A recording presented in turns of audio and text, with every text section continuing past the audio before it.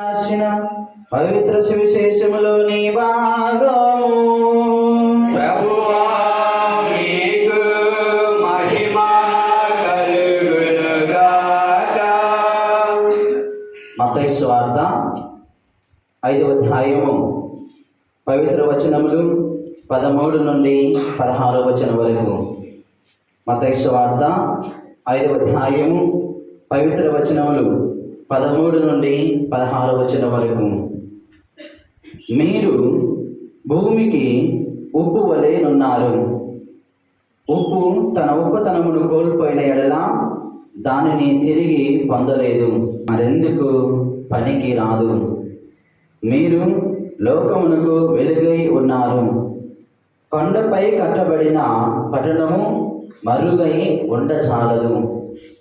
ఇంటినున్న వారికి అందరికీ వెలుగునిచ్చుటకై దీపమును వెలిగించి దీప స్తంభము పైనే ఉంచుదురు, కానీ కొంచెము కింద ఉంచరు కదా.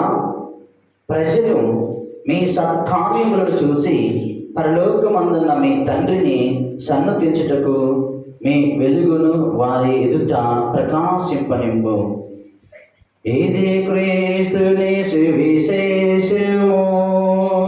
క్రీస్తువా మీకు స్తుతి మహిమ కలుగునుగాక. ఈశ్వరవందనం, ఈశ్వరాధన, ఈశ్వ మహిమ, ఈశ్వ ఘనత, ఈశ్వరాధన, ఆత్మదేవారాధన, ఆత్మదేవ స్తోత్ర, ఆత్మదేవ ఘనత, ఆత్మదేవారాధన, ఆత్మదేవ స్తోత్ర, ఆత్మదేవ మహిమ. హల్లెలూయా, హల్లెలూయా, హల్లెలూయా, హల్లెలూయా.